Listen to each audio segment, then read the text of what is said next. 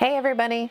So I've told you before how seriously I take my appetizers, and what better time to make appetizers than football season, which is officially here. So today I'm going to share with you one of our favorite appetizers to make because not only do they go over so well, but they are ridiculously easy to make. It's roast beef sliders, and so got everything at the grocery store today, which I thought I had gotten everything, only to find out that the guy at the deli had actually given me pastrami. So Billy was sweet enough to run back out to the grocery store and actually get us some roast beef to make it. But they're made on Hawaiian rolls. They've got a layer of roast beef, fried onions, provolone cheese, and then probably what is the best part of it, the top has butter and then everything bagel seasoning sprinkled all over it. So good. So we're gonna walk you through how to make it. First thing we're gonna do is we're gonna melt the butter that's gonna go over the top. We have the convection microwave combination, and so I ultimately need the oven to make these. So before I preheat that, I need to use it in microwave mode so that I can get all this butter melted.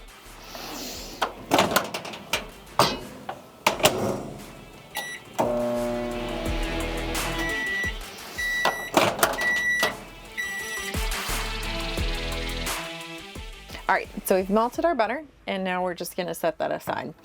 So with the recipe, this actually fits great in a 9x13 pan, but since that doesn't fit in our oven, we're gonna have to improvise. So usually what you would do is you would just cut this straight in half down this way. I'm actually gonna break these in two just because I've got these two smaller sheet pans that I use. We use these as sheet pans to cook things in the oven. We actually sometimes use them as plates if we want to do like burgers or something, make them look pretty. But so first thing we're going to do is cut these in half. And this is always the tricky part. Like you'd like to have your tops and your bottoms about the same size. And sometimes by the time I get down to the bottom of it, I've actually made one of them very thin. Did okay that time. So we'll just plop one of the bottoms on the tray and we'll do the other one.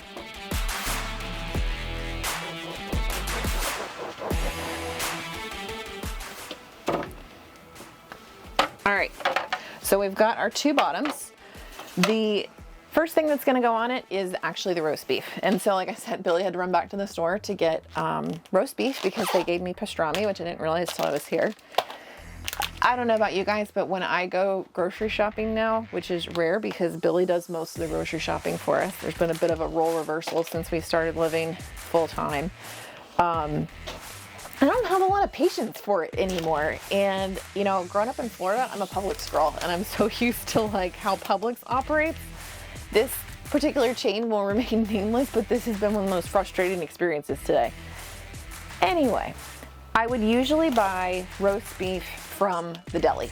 I try to get the rarest one that I can get personally because I like that, but also because you are putting this recipe in the oven, it's gonna cook it just a little bit. And so if you can get a rare roast beef, then it'll actually it won't get too dried out by the time you have it heated up. But so anyway, we're stuck with some prepackaged roast beef because that's all they had. But with all the other flavors and everything, it'll be fine. But so the recipe calls for a pound of roast beef. You can go a little bit less if you want, but we're just gonna spread that all out along the bottom of these buns. So now we've got the roast beef on the bottom, and the next step is to do some crispy fried onions. These are the same type ones that you put over top of like a green bean casserole at Thanksgiving. I always try to buy like the smallest package I can just because I don't know any other use for them other than this recipe and the green bean casserole. So just sprinkle these out on the top.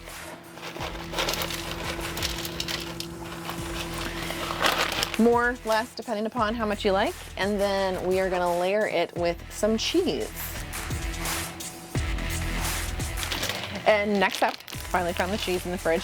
We're gonna do provolone cheese, and we're gonna layer this out on top. I do it on top, so that way when it melts down on top of everything.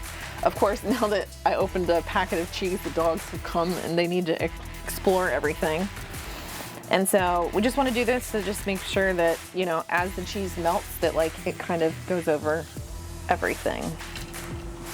So when I make this in a 9x13 pan, I do make use of there's like 12 slices in here. Just because the way you can kind of get them to all overlap, it's a little bit less dividing it up like this, but I would still get a bigger package if you're doing it in a bigger tray. And then the next step is going to be to just top these. And then we are going to paint them with some butter and some everything bagel seasoning. So now we are just going to paint the butter over the top. The whole point of this is just because it's gonna make the tops nice and golden, but it's also gonna help hold the everything bagel seasoning on it. You can go less with this or you can go more. I think the original recipe that I used to use called for a whole stick of butter, which was a bit excessive. Most of it ends up running off the off the top of it anyway. So, you know, it's really just there just to kind of hold it. The original recipe also called for a bunch of spices that you had to mix together, which it was easy. I had them all in hand, but honestly, everything bagel seasoning is just amazing. You can pretty much find it anywhere, but it's got all of the spices in it, but it's also got, you know, sesame seeds and dried garlic, dried onion, all the other kind of textures that you want. So I just go kind of crazy on the tops of the buns with this.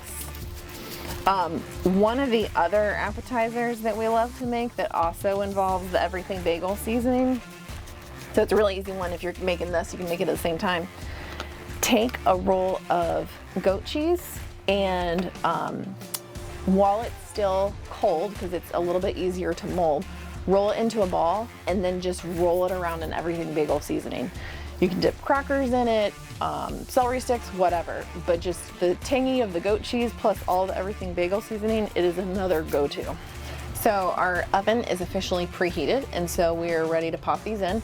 I preheated it to 350, and again, we're not trying to cook anything. We're really just trying to warm them up, toast the tops, and then get the cheese to melt. So we're gonna do it for probably about 20 minutes, but I'm gonna check on it a couple times just to make sure that it's not getting burned. Again, I did the smaller trays. I'm gonna use my rack to go in it. It helps get the air to, you know, circulate around everything, but I can also stack both trays together. So we're gonna check on these real quick just to see how things are going. Yep, it's looking melty. The tops are starting to toast. I'm just gonna give them just another minute or so. I will also tell you, if you have a convection oven, just be really careful when you're pausing it, restarting it. The last time that we actually did a reverse sear on some steaks and we had our amazing meter thermometer, which I'll show you at some point, was in here. I accidentally switched it from convection over to microwave somehow when I was checking on things. Yeah, it didn't turn out so well for the thermometer. Luckily, we did not burn up the entire oven either. But anyway, giving these another minute. All right. Carefully try to get these out. Oh, look at that. Looks so good. The challenge is these things smell so good and you want to eat them right away, but they are hot. All right, so we're gonna bring them up here. And I would suggest letting them cool just slightly. And then what we're gonna do is we're actually going to cut them up into sliders so that you can serve them that way. All right, I should probably wait a little bit longer before I cut these up, but they're so good. I just wanna get started. So anyway, we're just gonna cut these up into the individual sliders. It doesn't have to be perfect. Like, try to obviously get them as the individual buns, but sometimes they're not even perfect. So we're just gonna do our best. Check that out. We've got cheese all nice and melty, some of the butter's dripped down, all the nice spices and everything on top.